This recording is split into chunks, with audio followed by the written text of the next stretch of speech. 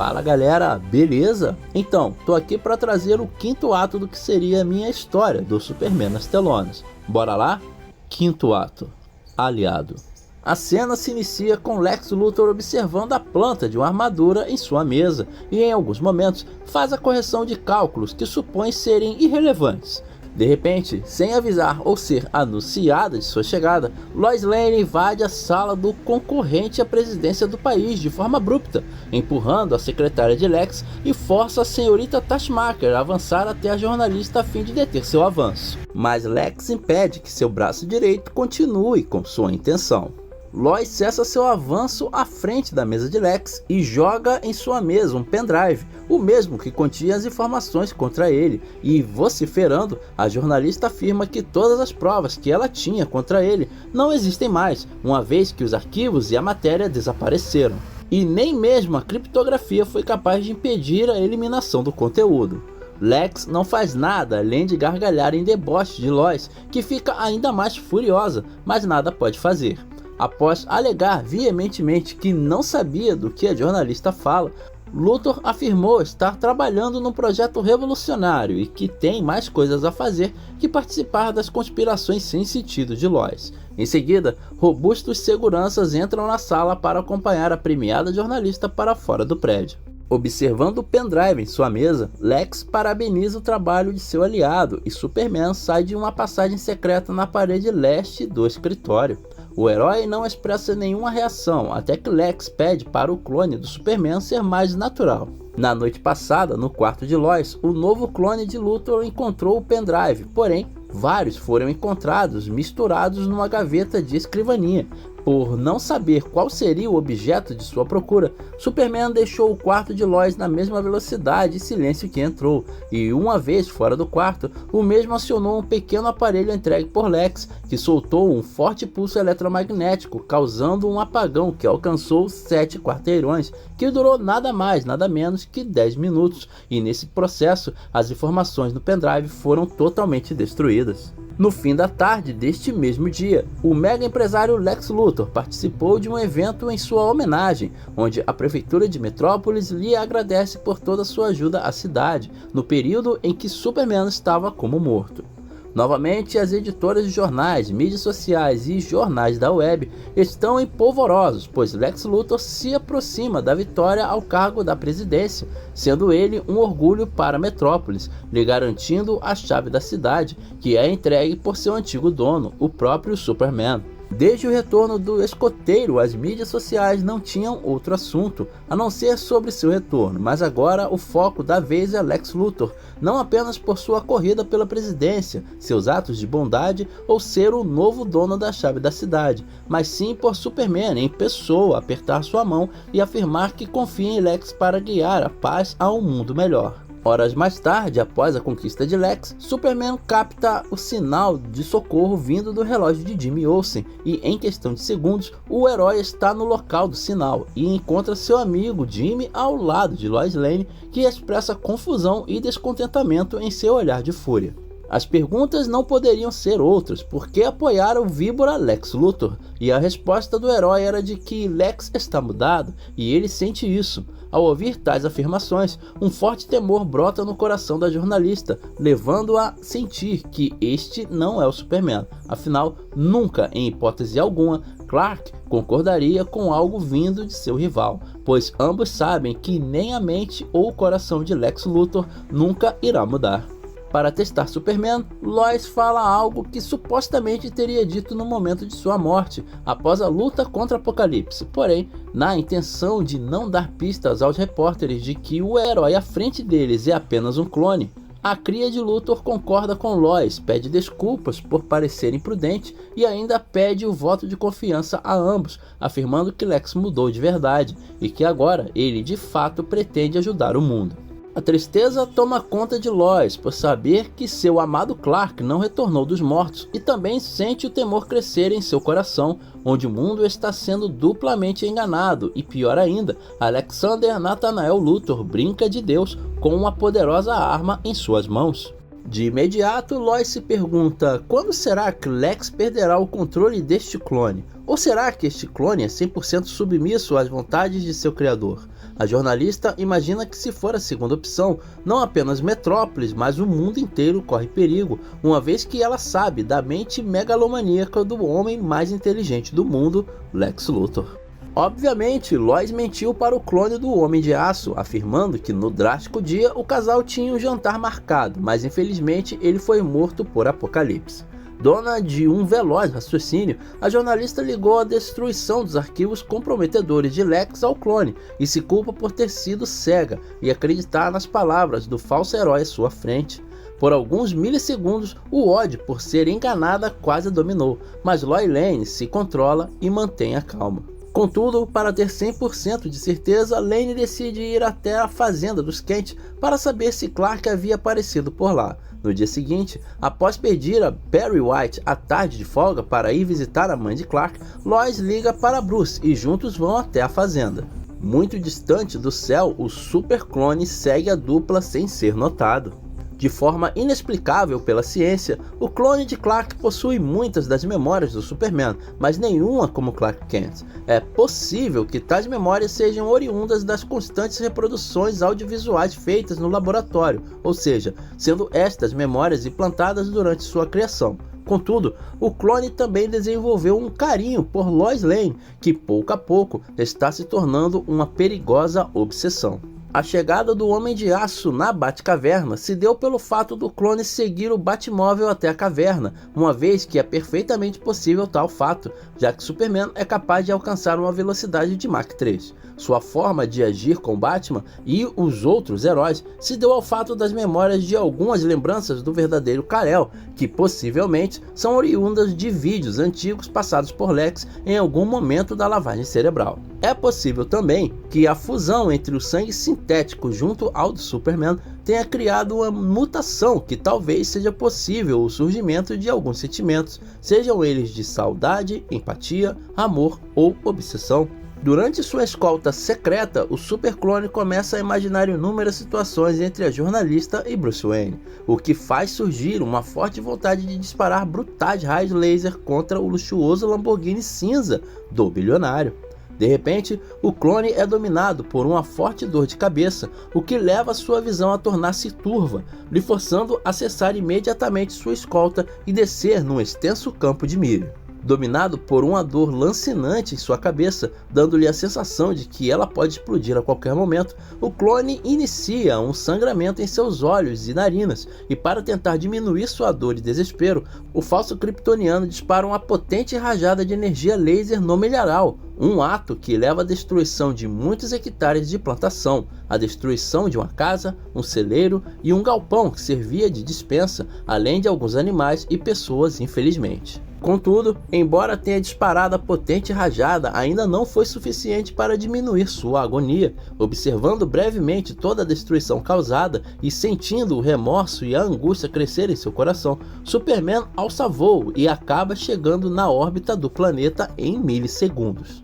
Quando banhado pelos raios solares, sua dor se intensifica e, sem pensar duas vezes, o clone dispara uma rajada tão potente que ela pode ser detectada pelos radares situados no deserto do Atacama, despertando a curiosidade dos pesquisadores no Instituto de Observação, onde levam imediatamente as lentes das câmeras de seus satélites para o ponto de origem do evento. As câmeras capturam Superman disparando a energia e imediatamente muitas fotos e vídeos são salvos no armazenamento central do Instituto. É neste momento que incontáveis vozes são captadas pela super audição do clone, aumentando sua dor de cabeça e sua impaciência. Sua vontade imediata é reduzir a Terra a nada, a fim de cessar as vozes em sua cabeça, mas ele lembra que Lois está lá e rapidamente descarta a ideia. Quando finalmente aliviado da dor, Superman retorna à Terra, porém seu retorno não é nada seguro, uma vez que a réplica do traje é destruída no retorno e algumas queimaduras surgem em sua pele, além de seu cabelo ser totalmente destruído. Embora o clone tenha muito do DNA kryptoniano, tal quantia ainda é insuficiente para tornar este falso Superman completamente invulnerável. Segundos após surgir nos radares, a Força Aérea Americana ordena que caças MiG-77 façam uma varredura na área, com a missão de identificar, caçar e apenas se necessário destruir imediatamente o objeto hostil. Ao ser visto pelos caças, imediatamente Superman localiza os aviões, porém, os pilotos não conseguem identificar o OVNI, uma vez que o Super Clone está completamente diferente do costume. Ao relatar para o comando no Pentágono, um oficial de alta patente está prestes a dar a ordem para o abate, mas antes que ordene seu comando, seu smartphone particular vibra em seu bolso, e ao identificar a chamada, o general James Carter Buchanan atende de imediato, e tão rápido quanto atendeu, desligou a ligação, revelando por fim sua ordem. Porém, o comando é muito diferente do que foi pensado pelos presentes na sala de operações ultra secretas. A surpresa é expressada sem disfarce na face de todos, pois o general ordenou o recuo das aeronaves e a omissão do fato, transformando-o num treinamento de caça ao inimigo. Livre dos caças, o Super Clone decide ir o mais rápido possível para LexCorp e aumenta sua velocidade, quebrando a barreira do som. No laboratório secreto, o clone é cuidado imediatamente pelos cientistas e estes descobrem que o mesmo é capaz de se regenerar. No entanto, ela ocorre de forma lenta, mesmo a pele estando 100% exposta aos raios ultravioleta. Suspeitando de que algo possa estar errado, o Dr. Emil Hamilton colhe uma amostra de pele queimada do clone, mas o faz em segredo, na intenção de não alarmar os companheiros apenas com uma suspeita. Naquela mesma noite, já próximo do meio da madrugada, Hamilton deixa a doutora Mariah Courtney Spencer como responsável em sua ausência, nada que não já teria feito outras vezes, e diz ir para sua casa. Contudo, após pegar o carro de aplicativo e andar por 800 metros já distante do seu local de trabalho, Hamilton dá outro endereço ao motorista, que muda seu trajeto de imediato, igualmente ao carro dos capangas de Luthor, que o seguem em uma distância muito segura. Cerca de 50 minutos depois, Hamilton chega ao endereço, um prédio nada luxuoso de 4 andares e que ninguém daria importância. Após pegar o elevador e usar a chave especial, a qual apenas ele possui, o elevador desce para o subsolo do prédio, com alarmes desativados. Emil segue por um estreito corredor de baixa iluminação, chegando por fim numa porta dupla feita de aço, ferro e chumbo, ao qual possui leitor de retina, outro de voz, outro de digitais e outro de ressonância cardíaca. Com os testes feitos, as armadilhas na porta são desativadas e ela finalmente se abre. Então Hamilton entra no imenso salão, repleto de itens de pesquisa altamente tecnológicos, entre outras coisas pertencentes a um perfeitamente equipado laboratório. Bastou 3 passos para as luzes do local acender e Emil suspirar em orgulho por ter um laboratório tão incrível, mas seu profundo deleite logo é interrompido por uma voz grossa, baixa e rouca em sua nuca. Precisamos conversar, doutor, disse Batman, encarando com seriedade o Dr. Emil Hamilton. Com susto, Emil grita e vai ao chão imediatamente, olhando incrédulo para o cruzado encapuzado em suas costas, uma vez que seria impossível ele chegar onde está. Imediatamente, o herói estende a mão para ajudar Emil a se erguer do chão. Sentados no escritório do local, Batman e Emil bebem água até que por fim a conversa se inicia.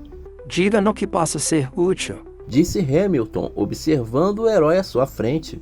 Num veloz movimento, Batman retira de seu cinto de utilidades uma placa de Petri e a entrega a Hamilton.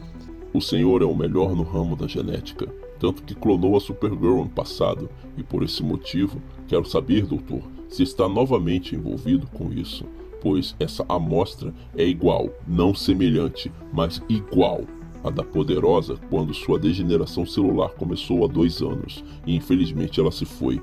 Peço que não minta para mim, doutor, pois o mundo pode estar correndo um grande perigo, e não vou me conter em fazer o que for necessário para tirar a verdade de sua boca, disse Batman, encarando o doutor profundamente.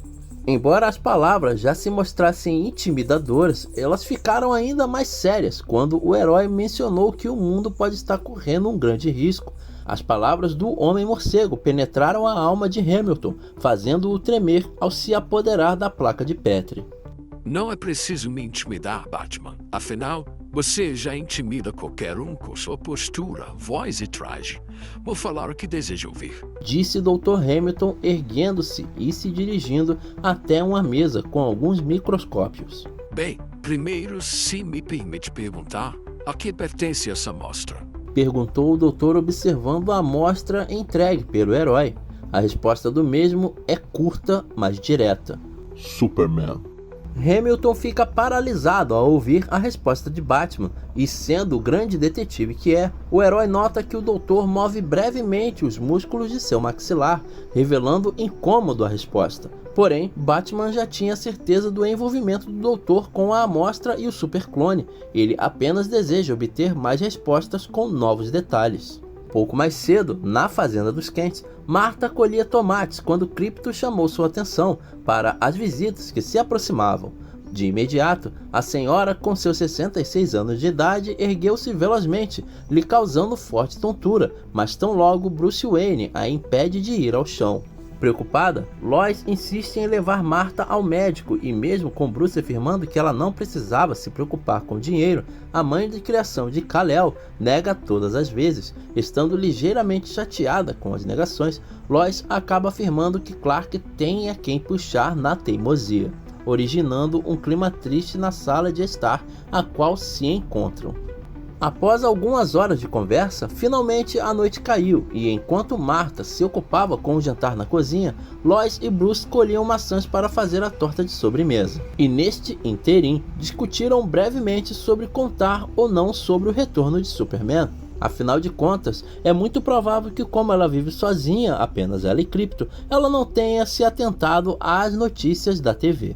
Observando as maçãs na cesta, Lois diz: Sinceramente, não sei como contar a ela que o Clark voltou, pois tenho medo que ela não aguente o choque. Observando a casa dos Kents, Bruce pensa sobre se deve revelar ou não de que é possível que esse Superman não seja de fato Clark, mas antes que uma decisão possa ser tomada, o grito de Marta vindo do interior da casa junto ao som de vidro quebrando, assusta a jornalista e faz Bruce entrar em prontidão imediatamente, onde ambos correm juntos para a casa. Ao entrar na casa, a dupla se depara com a senhora Kent perplexa olhando a pequena e antiga TV na cozinha, com uma tigela de cerâmica estilhaçada no chão aos seus pés, onde lhe causou algumas pequenas escoriações. Seus olhos estão marejados, próximos de escorrer suas lágrimas, e ao olharem para o pequeno aparelho, ambos testemunham Superman e Luthor de mãos dadas, com o rodapé do jornal destacando que o herói de Metrópolis apoia o magnata e filantropo na sua corrida pela presidência. Marta cai inconsciente pelo choque, mas Bruce a impede de ir ao chão, agarrando-a velozmente. Nesse instante, Lois expressa confusão para Bruce enquanto Krypto late bastante, enquanto o mesmo afirma que a Sra. Kent deve ser levada ao médico.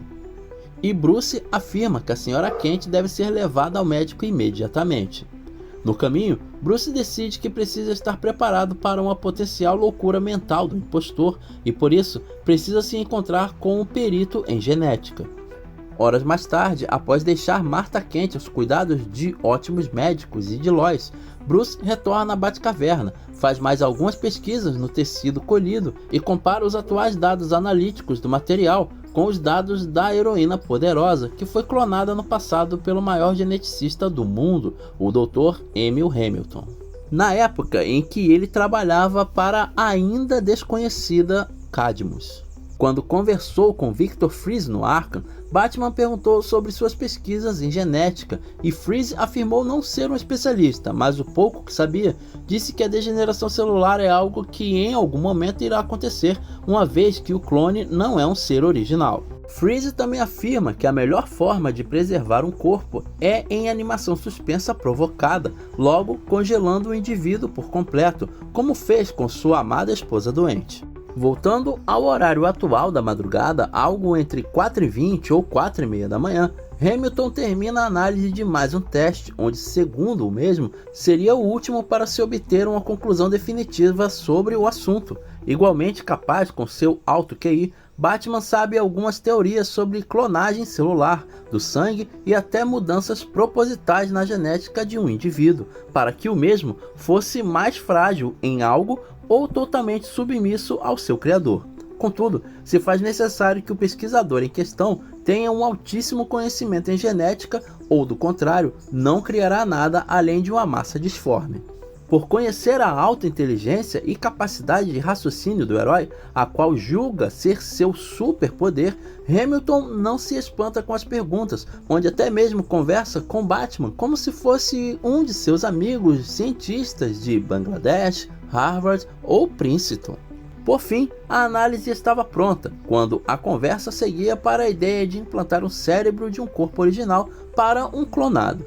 De bom grado, Emil entregou os dados para Batman, que negou, pedindo a conclusão analítica dos dados por um especialista e vencedor do Prêmio Nobel da Paz no assunto, o próprio geneticista Dr. Emil Hamilton. Fim do quinto ato. E aí, galera, curtiram esse quinto ato? Manda aqui nos comentários o que acharam da história. Curtiram esse meu Batman aí? Manda aí que eu quero saber. Lembrando que esse seria o filme do Superman que eu gostaria de ver nas telonas, hein? Valeu, galera. Até!